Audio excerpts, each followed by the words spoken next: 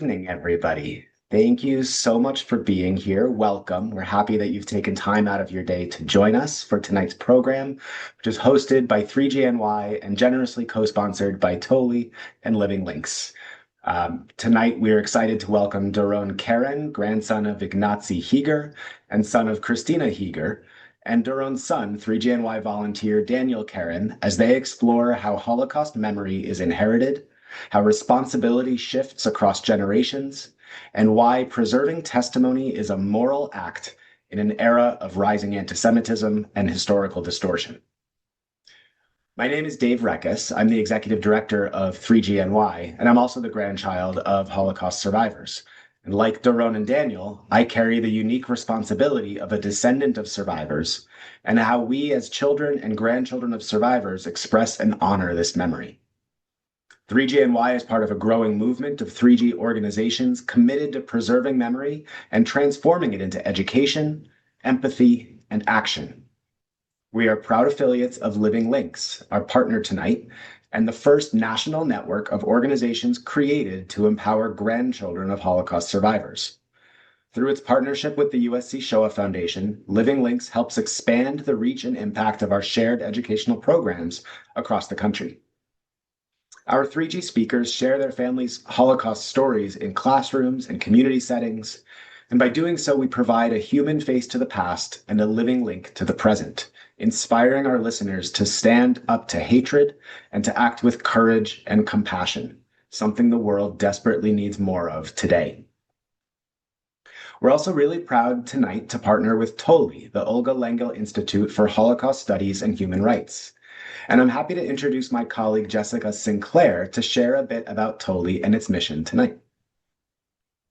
Hello and welcome. Thank you for joining tonight's program. I'm Jessica Sinclair, a granddaughter of a Holocaust survivor and the assistant director at the Olga Lengel Institute for Holocaust Studies and Human Rights, also known by our acronym TOLI. Our organization memorializes Olga Lengel, a survivor of Auschwitz, who authored Five Chimneys, a woman's survivor's account of Auschwitz, which was one of the first published accounts of the Holocaust. Toli was established to educate teachers in the United States, Europe, and other parts of the world about human rights and social justice through the lens of the Holocaust. Every year, we offer professional learning seminars for educators throughout the United States, Europe, and Mexico to help teachers deepen their content knowledge, expand their pedagogy and toolkits, and establish meaningful connections and collaborations with one another. This year's seminar offerings are posted on our website at toli.us. We greatly appreciate the opportunity to partner with 3GNY and Living Links on this and other programs. So with thanks, I'll turn the program back to you, Dave. Thank you, Jessica. We're really glad that you're here and that Toli could be part of this program tonight. And like Toli, 3GNY was also created as an educational resource to honor the legacies of those who experienced the Holocaust. 3GNY is an educational nonprofit for grandchildren of Holocaust survivors and supporters. As I said, as a living link, we preserve the legacies and lessons of the Holocaust. Our mission is to educate diverse communities about the perils of intolerance and to provide a supportive forum for the descendants of survivors. And in doing so, we empower 3Gs to share their stories. 3GNY's flagship educational initiative, We Do, which is short for We Educate, empowers grandchildren of survivors to compellingly share their families' Holocaust experiences in school classrooms and with community groups. Our featured speaker tonight, Daniel, is a member of our We Do Speakers Bureau and can speak to that experience later as a way to connect the stories of the past to the experiences and lives of students today. And now I'm really pleased to introduce our featured speakers for this evening, Doron and Daniel Keren. Dr. Doron Keren is a 1987 graduate of Columbia University's School of Dental and Oral Surgery and had a successful career as a dentist for over 30 years. Now retired from dentistry, Doron is pursuing his passion project of producing a TV series based on the memoir of his grandfather, Ignacy Chiger, called Beneath the Lightless Sky, and his mother's book, The Girl in the Green Sweater, by Krystyna Chiger, aka Krystyna Chiger. which is also the inspiration behind the 2012 Academy Award nominee for Best Foreign Language Film, In Darkness, directed by Agnieszka Holland. Beneath the Lightless Sky, Doron's grandfather's memoir, was recently published on January 27th of this year by Amsterdam Publishers, and I'll put a link to both of those books in the chat in a little while. As a second-generation Holocaust survivor descendant, a 2G, a living link to the past, Doron is committed to sharing his family's remarkable survival stories, educating future generations, and inspiring young minds, emphasizing that never again is not just now, never again is always. Daniel Keren is a senior business analyst and community educator who works with students to share his grandmother Krystyna's Holocaust survival story. His involvement in Holocaust education began as a grade school student when he coordinated with his teachers to bring his grandmother into his classroom to speak. Over the last few years, Daniel has continued this work with 3GNY through our We Do program, visiting middle schools and high schools throughout the state. And I'm also happy to share that Daniel was recently elected to serve on 3GNY's board of directors, and we're very excited for his continued contributions to our mission. So tonight's program is really meant as a conversation led by Daniel, talking with his father about the intergenerational transfer of stories, the importance of carrying those stories forward, and the process of publishing our ancestors' memoirs. So if you have questions throughout the evening for Daniel or Doron, please put them in the Q&A feature in your Zoom menu, and we'll take time for questions a little bit later. For now, I am very pleased to turn things over to Daniel and Doron. Thank you, Dave. Really appreciate it. That was a great introduction. It is a pleasure to be here. Thank you for having myself and my dad and giving us a chance to just talk about our story. I think I wanted to start with something I feel like I've never asked you, Dad, honestly, whenever we have talked about this. And that's how you learned about the story. I remember very vividly the first time I asked about it as a kid, but I honestly want to know, what struck a nerve in you to start asking questions, and how did you learn about our history and our family's history?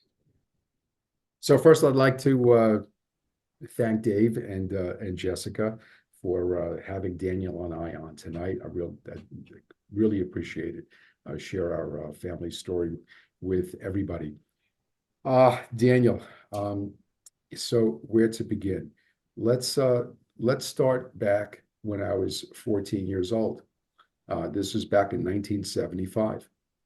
And some things stick with you. I don't know why, but some memories just you are very vivid in your mind. So I remember back in 1975, I went into Manhattan, specifically around Canal Street, with my grandparents, Ignacy and Paulina, and my parents, Christine and Marion. We were there to buy a Polish typewriter so my grandfather could sit down and finally, after 30 years, write his memoir and finally relieve himself of all those nightmares and put it down on paper. So we get to a corner of the street, and I don't know which corner it was, and my grandfather stops, and he sighs, and I remember him saying, he was almost in tears, and he said, "I'm home." Now you have to understand what he meant by that. This Canal Street was an area that was very, very Jewish at the time, and there were a lot of religious Jews walking around, working. They had shops there. They even had the picklemen with the pickle barrels on the street. So they literally had, merchants out on the street with their carts. And so suddenly it came over him that he felt for the first time in so many years that he was back in Lvov, Poland before the war. I'll never forget that. And I watched him type day after day after day. I was kind of mischievous also. I was like shooting spitballs at him. I was throwing things at him just to, get just to be mischievous. No other reason. That's how far back the memory goes. And then growing up, by the way, after he finished his memoir, 6 months later, he died. He passed away at age 69 of a heart attack. So in a way, I don't know if we'll get into this later, divine intervention or something. I don't know what made him, to this day, I don't know what made him finally agree to share this story with his family and ultimately with the world. Yeah, I So mean, I was thinking the same thing, like just the timing of it, right? Timing's never been a thing for our family. I guess he took all of it. But, the timing of that just kind of coincides with the divine intervention part that you mentioned, like with everything that happened to him, right? And, yeah, the him, family and all those those one-offs scenes, where it's those like, why events. wasn't he killed, right? I mean, we'll get into that. We'll definitely do we'll unpack all that. But to continue answering your question, so I grew up and actually we moved to Port Washington in that year, 1975, and I started high school. And I was always curious, like you were curious. I was curious. I was always asking my mother questions, and she would give me bits and pieces. I would hear little stories, but I never really put it together. Listened to my father's stories as well, so I was well versed, and it wasn't a shocker at all to hear some of these stories. But literally for the first time, I put it together chronologically when I read her book in 2008. That's how long it took me to know the story from the beginning to the end. And since then, I've thought that this story really has to be shared with the world. Now, I was working constantly, so and raising kids, you have a lot of distractions in your life and a lot of priorities. And only until a few years ago, when I stopped working, did I turn my attention to doing this almost like on a full-time basis. Now, and once I read your great-grandfather's, my grandfather's story, translated for the first time, I felt honestly, I felt that there was a calling and a sense of duty. I thought that, wow, I have to do this. This now falls on me. And of course, after 10/7, October 7th, that only escalated because it became urgent to get this story out. So I started out first. I wanted to create a TV series, and I started to develop a TV series, based on my grandfather's memoir. And at some point, I sat down and spoke with my screenwriter, Charles Kipps, who I hope is on this program.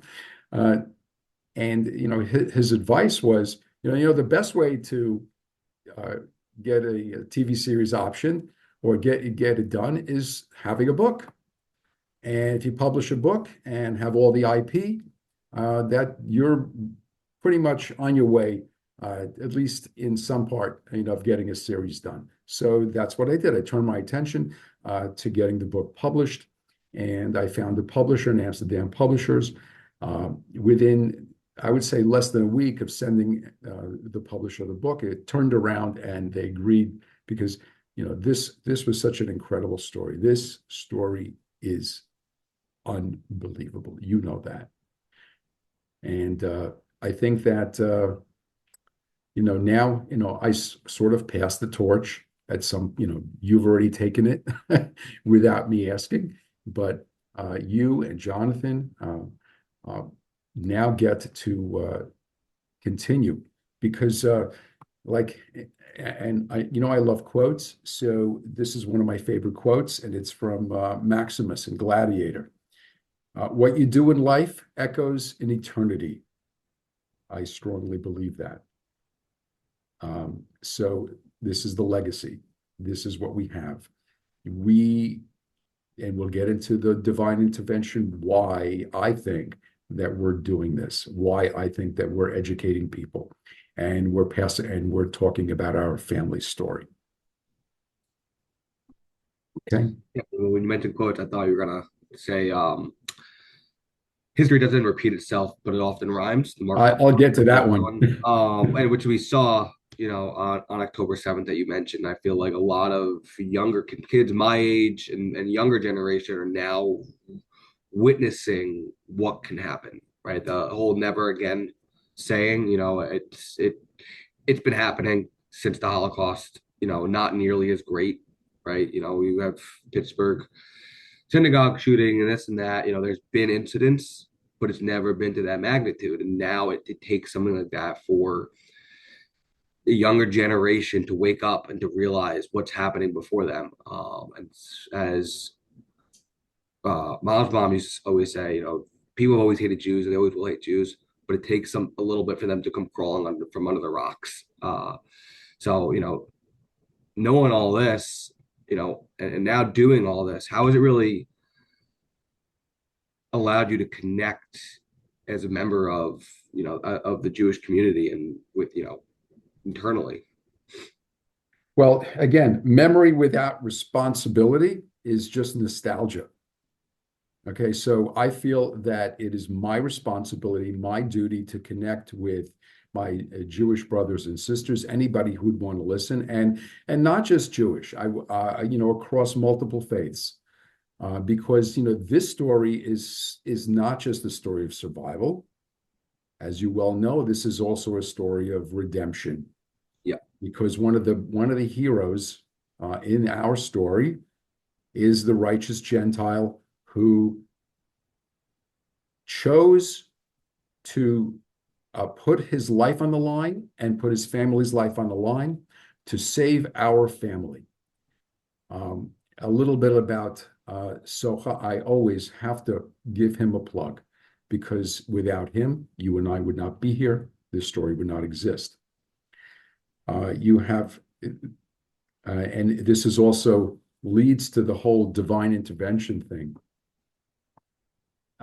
So when your great-grandfather and a couple of other men dug 22 feet and nailed a sewer pipe, when they finally broke through the vaulting of the sewer, they were come upon, somebody appeared and found them. This was Leopold Socha. He was a sewer worker. And, my grandfather, your great-grandfather, was quick-witted and, immediately began a transactional deal with him for money to save the family. Now, what started as a transactional deal over a period of time, Socha fell in love with our family. And his background was that, he was a common thief. He was in and out of jail. He literally was from the lowest station, and look where he worked in the sewer. But this man took it upon himself. He felt a calling from God. He felt like this was the righteous thing to do. He was going to right the wrongs, and he was going to get into heaven.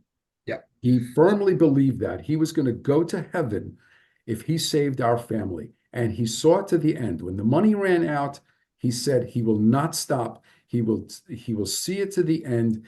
And Daniel, imagine when they all came out of the sewer, ragtag, this group, dirty, disgusting group of people, and how proud he was when he looked around and the people that gathered around and couldn't believe what they saw, he would say, "Look, this is my work.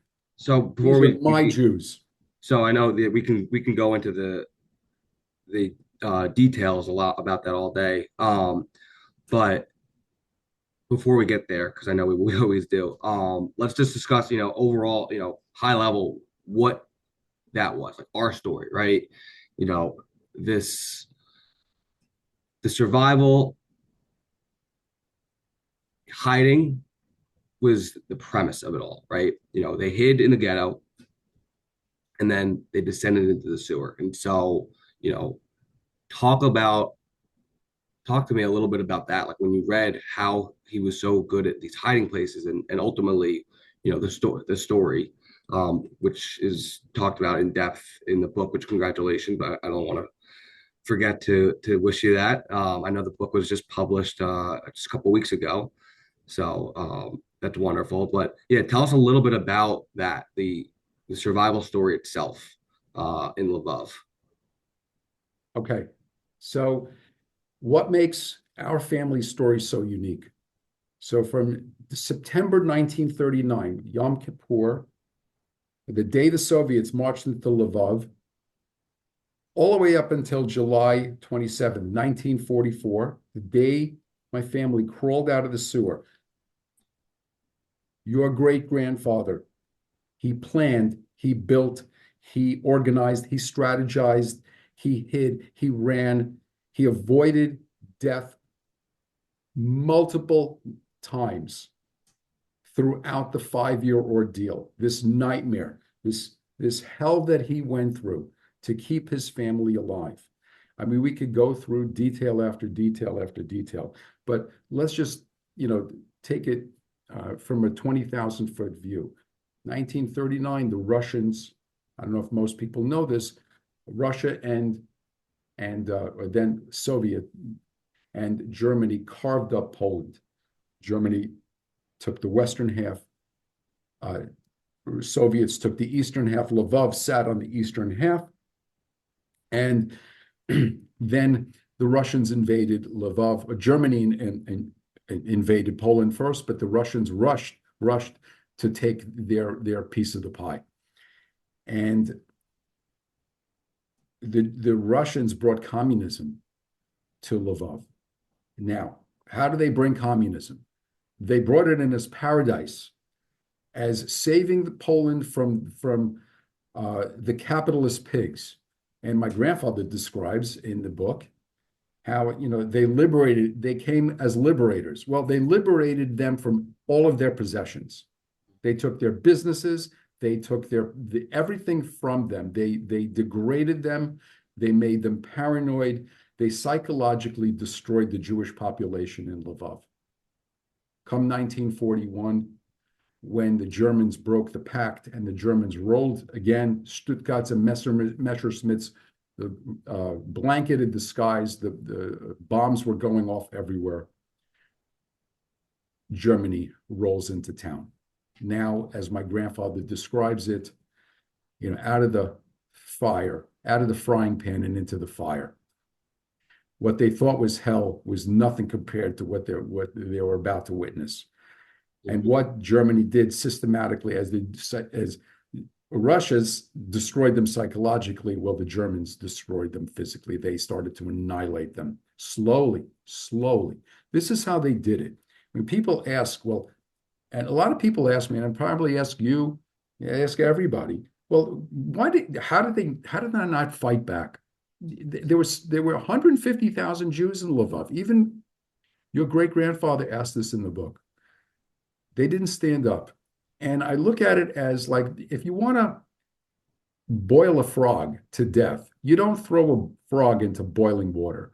You put it in a pot full of water and slowly turn up the heat. And that's an analogy of what happened to the Jews in Poland. Slowly, there was a few hundred people that were killed, then a few thousand, then there was a little quiet, then few more thousand, 1,000 more. Through action after action after action, the ghetto started to reduce smaller and smaller until it became a gulag. And each time, the Jews felt like, there were no partisans outside the gates. There were no guns, and they were physically and mentally destroyed. And essentially, you had 150,000 Jews lived in Lvov before the war. Daniel, 260 Jews remained in Lvov after the war. From the 260,000, only one family with 2 children lived. That is your family. That's my family. That is our family. Divine intervention? I don't know. That's kind of crazy. In percentages, you have, if you ran the numbers in Poland, the borders before the war, you had 10% of the Jewish population remained. In Auschwitz, if you were Jewish, you had a 12% chance of survival. Our family is 0.016%. That's 1 out of 6,250. That's our family. And all due to the bravery, the cunning, and the planning, the strategizing of your great-grandfather, Ignacy, and the heart and love and bravery of Leopold Socha, their righteous Gentile who saved them. Yeah, it's crazy. You have 5 families, one with 2 children, out of, like you said, 150,000 people. And so, when Zero Hour began, as he talks about it in the book, they descended into the sewers, right? And I think we might even have an image to describe how they got in, because when people think, how do you go into a sewer? You lift up the sewer grate, you go in. Where they dug, right? They were in the barracks of a house, of a, what they call a flat, and they dug through the wall, through cement, on an angle, and somehow were able to not either dig deeper or miss the sewer, ultimately, right? Because of the way it was built. And so they snuck into the sewer for 14 months. They survived, but they didn't survive. But it wasn't just survive. It wasn't just living in the sewer. It was surviving in the sewer because of all the different things that were happening. I mean, tell me about what's going through your mind when you're reading his memoir translated for the first time, and you're seeing the details that you never knew, even in 2008 when grandma wrote her book, because she was so young. And so some of those details that he talks about, tell me what was happening in your mind. So I read and I reread and I reread and I read again. And each time I read Daniel, I feel like I'm having a conversation with your great-grandfather across time. I feel like I'm listening to his thoughts, how he planned, how he orchestrated, how he became useful, how he became almost indispensable to the sick, psychotic murderers that could have killed him at any time. And yet he became important enough. He knew how to work them.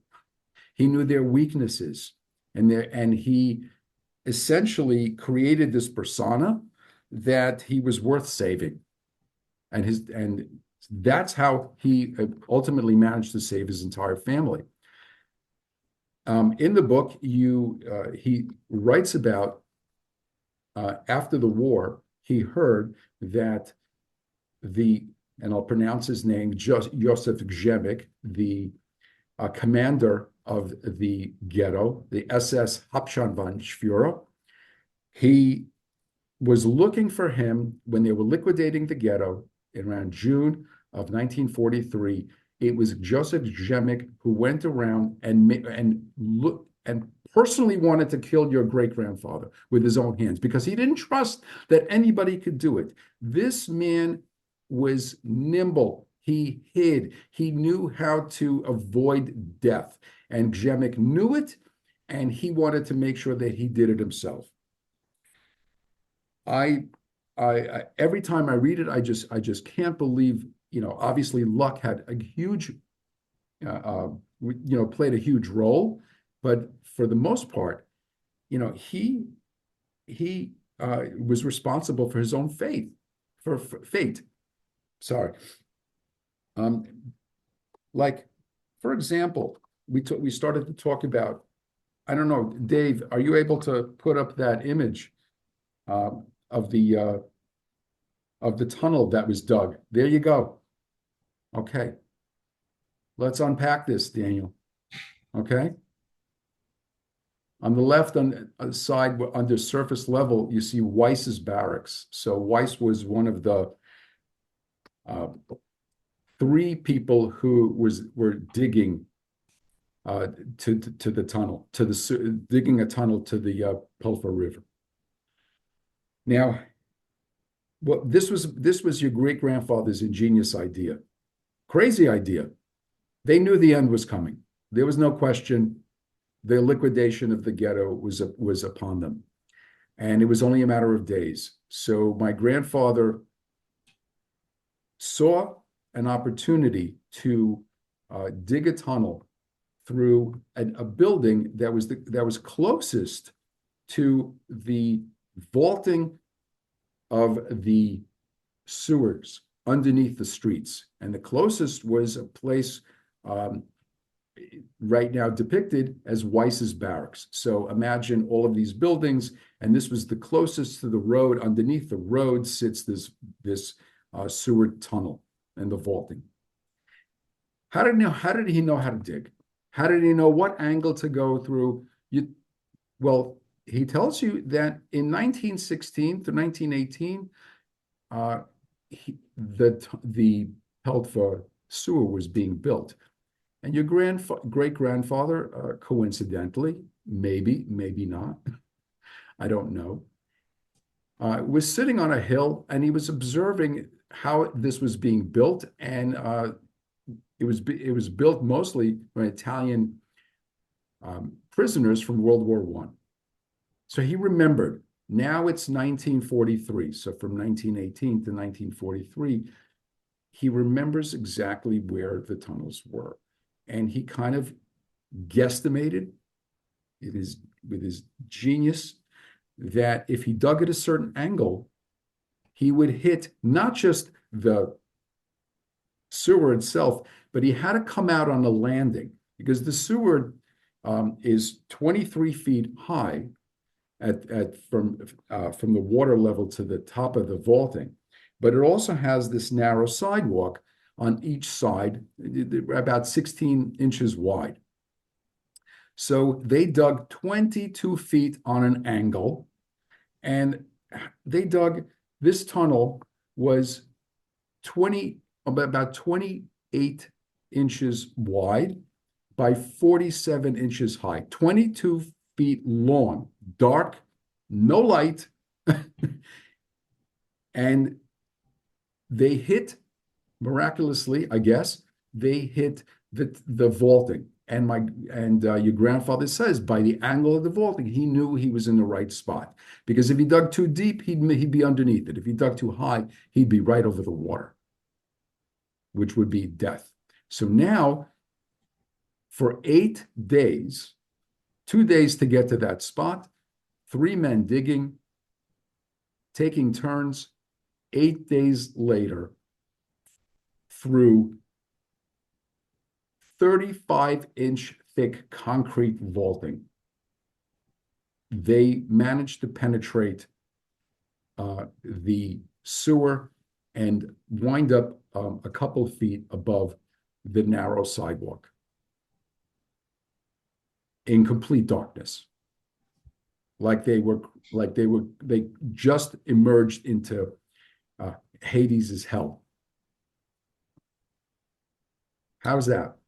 I mean, it doesn't seem possible because it really doesn't seem isn't. possible. And he even makes that comment. He even wrote, how lucky.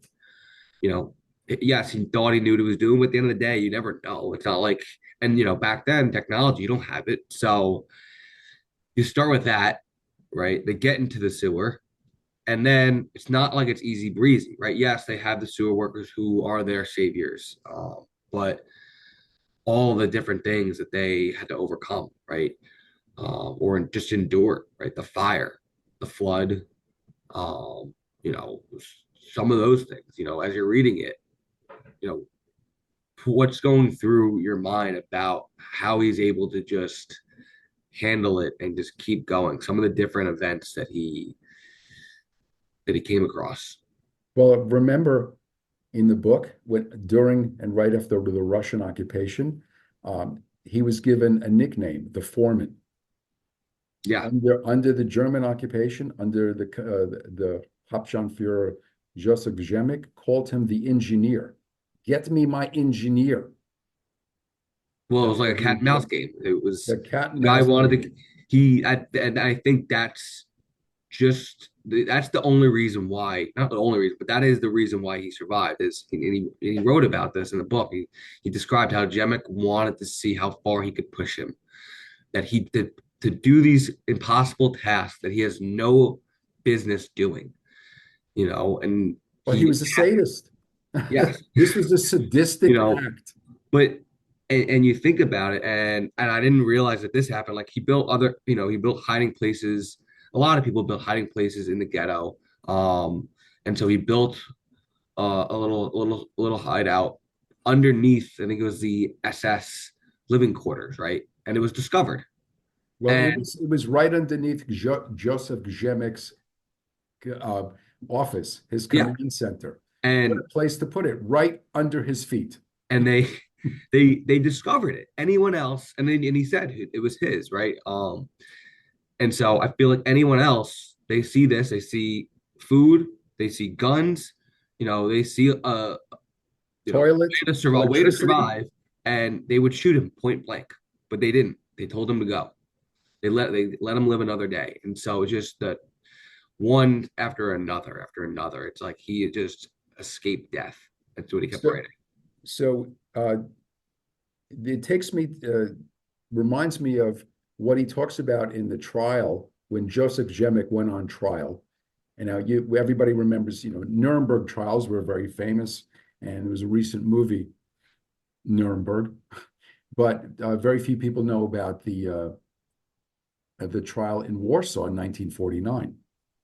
Joseph Gzemik goes on trial, and he's really about to walk scot-free because there are no witnesses, and in walks your great-grandfather.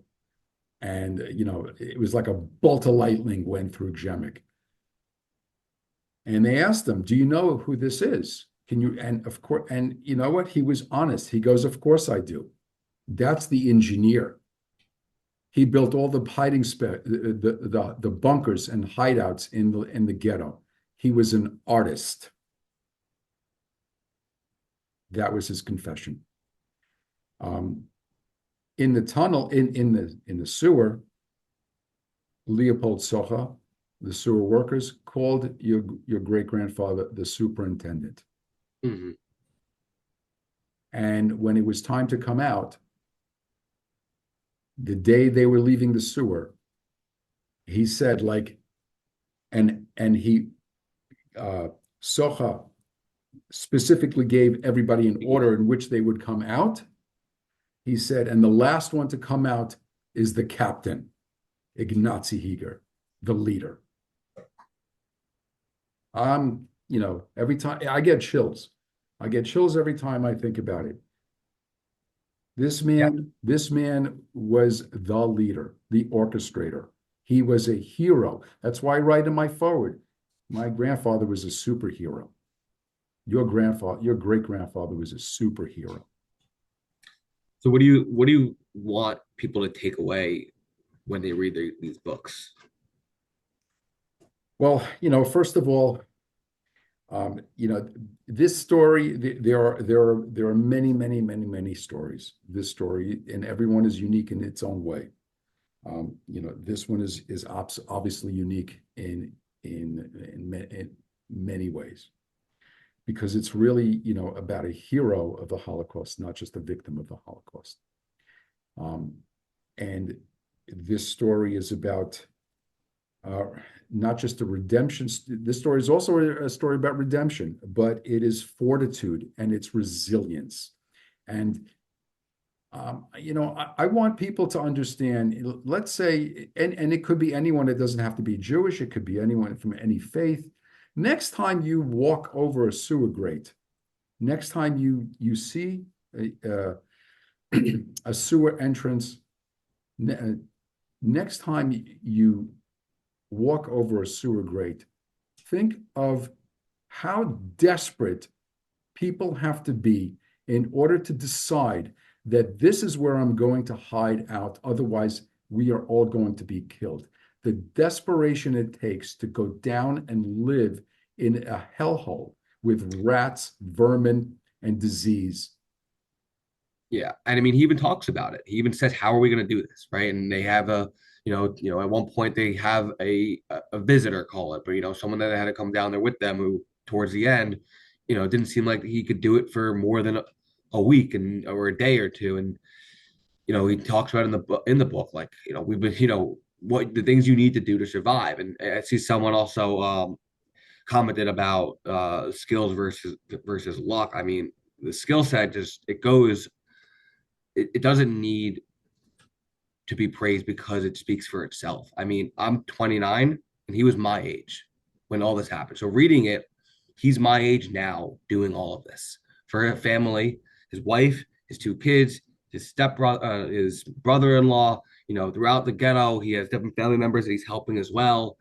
I don't know how I could do that mentally, right? Like just being able to not even overcome the brutality that you're living in every day, but the responsibility that you have for your family to keep going every single day, to figure it out one way or another, right? All of the different tasks that he had to do to survive, because without him, grandma would not have made it. And, and he even said, it's either going to be all of us or none of us. And when they were trying to take his son at one point, he stepped up. He's like, then you're going to take all of us. And what if they said, okay, we're going to take all of you? But they didn't.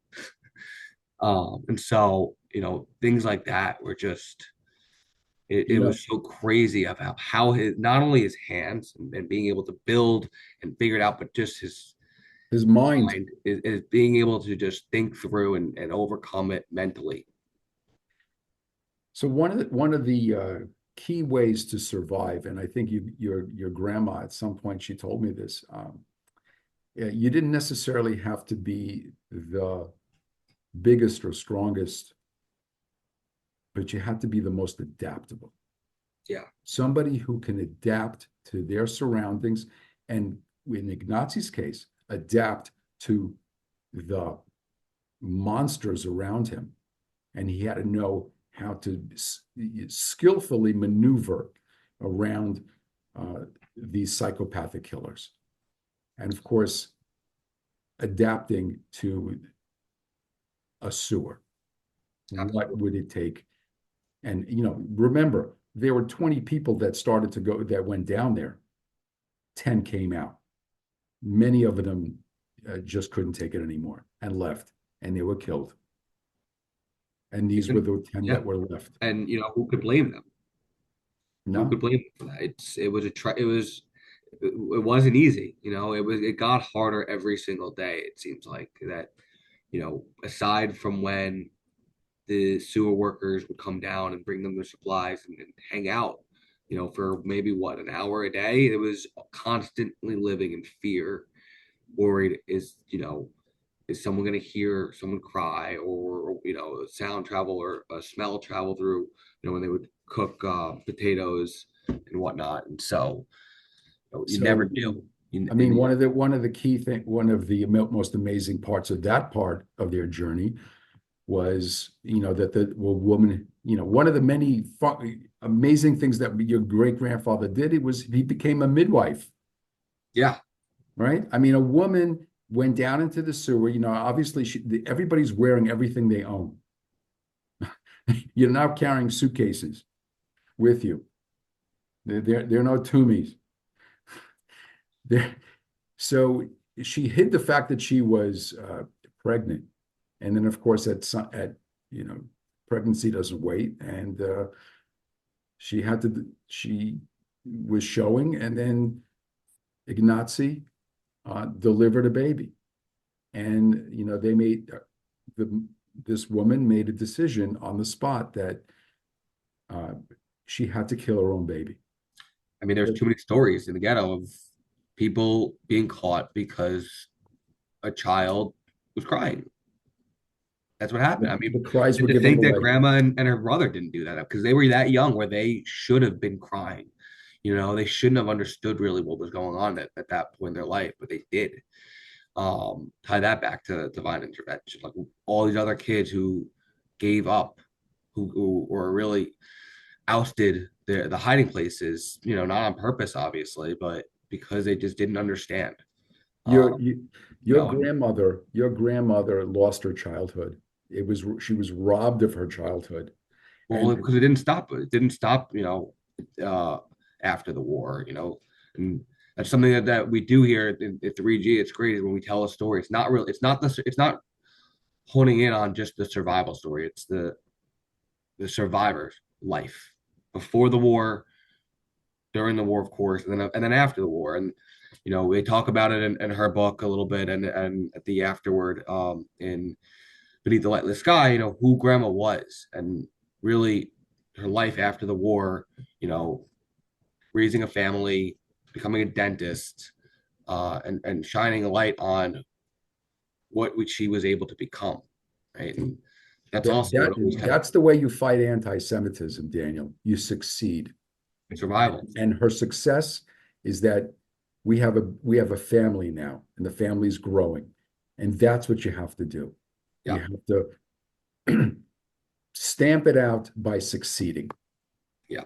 So I believe we're getting some questions Yeah. too. So I wanted to give you a chance to Doron and answer Daniel, them. first of all, I want to thank you for sharing about your family story in this way. And I was sitting back and listening, and um, a really important and rich part of this story sharing is the way that we can see the two of you deep into the story itself and into what it means and has meant for you as a family, across generations. And that is really powerful. It's something that, I think many of the people on this call have experienced, but maybe not all. And something that we're all striving to do more of is to be able to have these conversations across generations. And to that point, we have a great question in the Q&A, and I encourage others to add questions if they would like. But Lisa wants to know a little bit about how the perceptions of your family's experiences differ between generations. So, Daniel, are there things that you hear in your father's telling of the story that you interpret differently, or that you've read differently from the books, and when you go into classrooms it comes out a little different?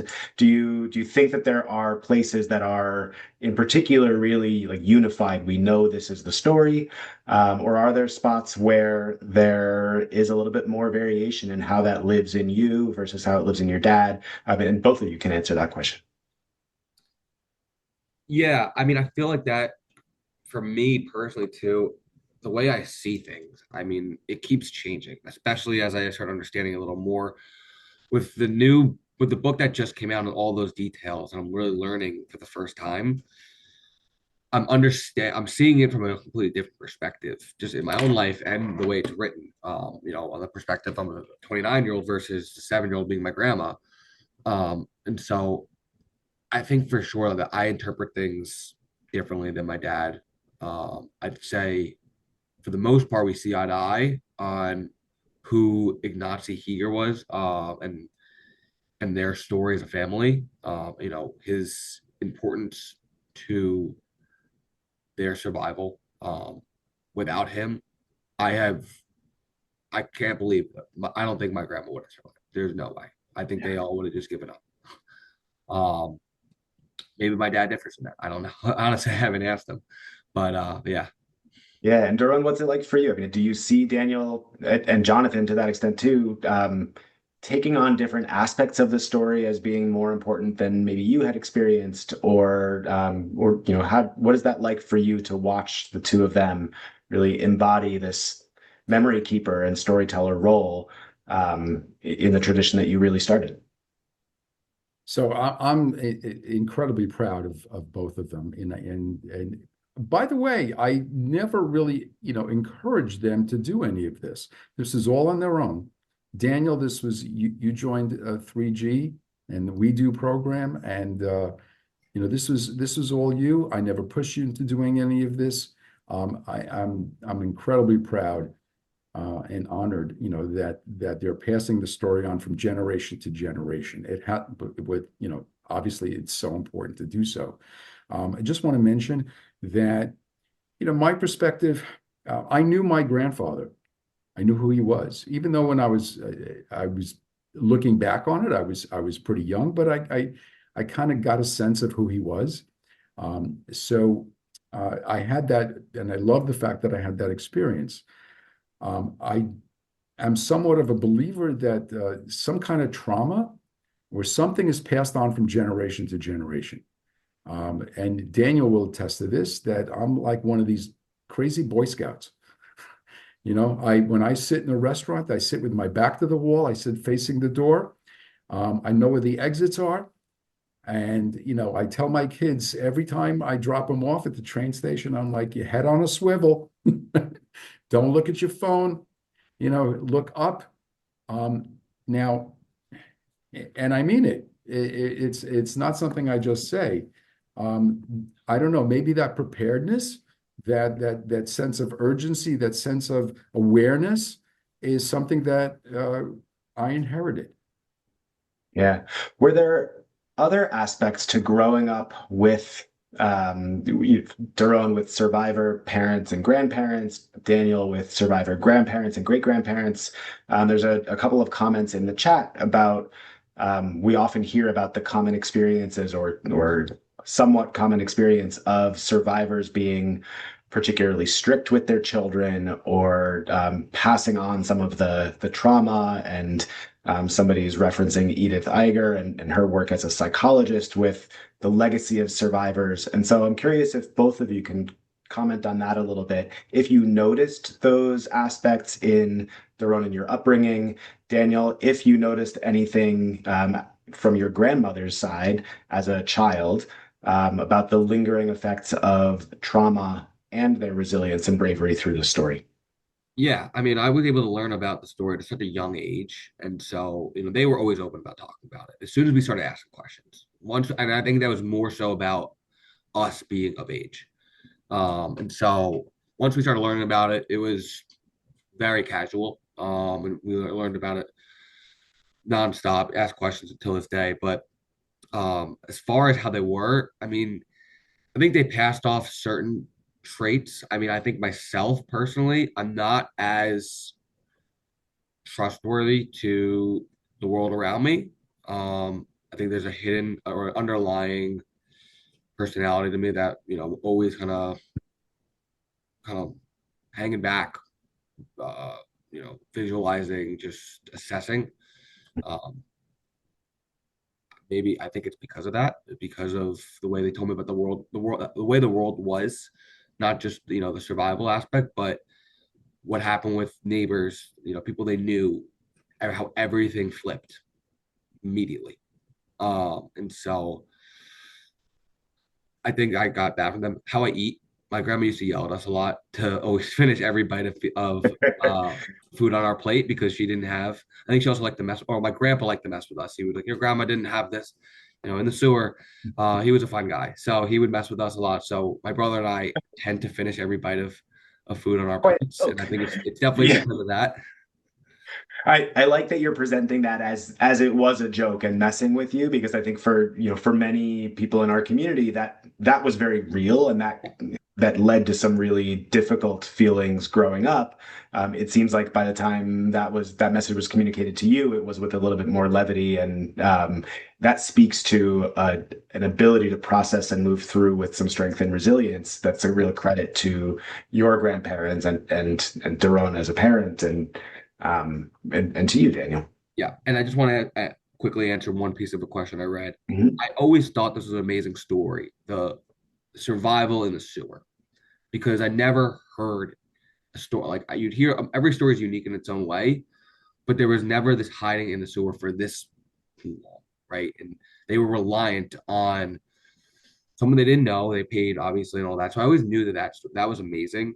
And I heard the reactions of my classmates when my grandma would talk, and so that really showed me how crazy it was. But Mhm. but I'm realizing it today, in this time and age, after reading my great grandfather's perspective, that I didn't know anything growing up. I only knew half of it. Um, their survival. It's so much more amazing now. Yeah. And that added layer that I think for all of us now, when we do read survivors' memoirs or watch testimony, even then, we are only getting a small sliver of their actual lived experience. And so we can never really know, thankfully, what that truly felt like, but we can continue learning and exploring and trying to piece those things together. Daniel, you mentioned your grandmother speaking to students, and I know you speak to students regularly. And Doron, I know you are also very active in sharing your family story with a variety of audiences. We have a question about what kinds of questions you typically get from students and from other audiences. And so I'll put that to both of you. And I'm also curious if you've noticed any changes in questions over time as you've learned more about the story and as students and audiences have changed over time. Yeah, I'll let my dad go first on that one. So, the questions vary. Obviously, everyone has different comment. I think I went over one of the ones that was in detail and how people always wondered, well, how do they know where to dig? How do they know how to dig through the basement of a barracks and get to a sewer? So I think we kind of covered that. Most of it was, most of the questions revolved around the sewer, because that's the story that we were teaching. That's the story that Daniel shares, his grandmother's story, and that's the story of a little girl. That's the story of a little girl's perspective, who had four walls around her, who learned how to swallow her tears and never cry, never make a sound. Her and her younger, much younger brother, he was like 3 years old at the time. They were so well trained. They knew my mother could identify different factions of the German command, whether they were SS, Gestapo, or Wehrmacht, based upon the sounds of their boots coming up the stairs. And you have a story. So when she writes about her book, she's writing from inside of four walls, basically, of her days hiding. One of the most profound parts of her book is just, it sends chills up and down my spine every time I read it, is when her father would build a hiding spot in the ghetto, in their one of the many apartments that they had, but towards the end of their stay in the ghetto, false bricks, a false wall, and behind it were two little potties that she sat on and her brother sat on all day long, and were looking at each other without making a sound. And she would say, what if my parents never came back? Who would know that we were even here? How would anybody find us? So, whereas my grandfather his perspective is of an adult saving his family. Mm-hmm. What could he do? What are the many things that he could possibly do to keep them alive, keep them hidden, keep them fed, and keep them safe? Wow. So I know I went off on a tangent a little bit. Yeah, but in a very interesting way, thinking about the different perspectives of the memory and the storytelling from your mother as a child and your grandfather as an adult and a parent. Yeah, same event, two really, different really perspectives entirely. Yeah. Daniel, are there any questions that stand out to you from the times that you've shared in classrooms? Yeah. Well, so I don't really, I'm not sharing too much about Ignacy's perspective. So it's really just the survival aspect is really focused on the sewer. Um, and so I get a lot of specifics. How do they eat? What do they eat? Um, Bread, potatoes were the main source of food. They had like a little pot that they made down there, and so how do they shower? They didn't. Um, Soha's wife, Soha basically blackmailed his wife into helping, and so he would bring their clothes and she would wash it for them. That's how her sweater really survived. Mm. Girl in the Green Sweater is the title of the book, and that's based off of the sweater that she wore down there. For Uh, 14 months. yeah, 14 months. So I get specific questions like that. And then, you know, did they ever come up for air, or, sunlight? No. A couple of the members did, but I don't go into that level of detail. Let them read the book. But she got a glance of air for a minute. It wasn't even outside. It was through the hole in the sewer grate. Wow. Because she was feeling blue, and her dad wanted her to snap out of it. You So could see a silhouette of sunshine. yeah, so That was very it. specifics like that. Yeah, and those kinds of questions show that the students are not only listening to you and hearing and thinking about the story, but they're really trying to imagine what an existence of that level is like. And considering what your grandmother was thinking or seeing or feeling as a child, right? Not you're similar in age to the students that you talk to, maybe a little bit younger. Um, and that's really powerful. That shows a strong emotional connection that you are creating for students to your grandmother and great grandfather's survival story. And that's really the one of the primary goals of our programming, of this work that many of us on this call, not only the three of us, but that many people here are involved in, of continuing to share the stories because everyone is unique. Everyone has elements of luck. Everyone has the something that went a certain way that you couldn't have imagined, and that could be the reason why our relatives survived. And it's you often call it divine intervention. Some people call it luck. Some people call it fate. You could call it whatever you want, but there are a million reasons why none of us should be here. And yet here we are, and why we must continue sharing these stories so that they can make an impact for many, many years to come. I really want to thank everyone who's here. The questions that are coming in on the Q&A and in the chat have been wonderful. If we didn't get to answer your specific question, our apologies, but we will be sending a follow-up email over the next couple of days with a link to the recording from this program, as well as links to the books, Ignacy and Krystyna's books. And Doron, I believe we can include some information about how folks can reach out to you. We've gotten a couple people who are very curious about the TV show and want to know when it's going to air and want to follow the progress. So we will make sure to share that information as well. And as well as ways to invite Doron and Daniel or any of our 3G volunteers through our We Do program into a local school, a local business, a synagogue or church. This is our mission. This is why we are here, is to help continue storytelling and the lessons from the Holocaust, like we just heard from Daniel and Doron, to prompt more conversation, more understanding, more empathy to create a better world together. So Doron and Daniel, really thank you so much on behalf of Toli and Living Links and 3GNY. Your candor, your passion is contagious.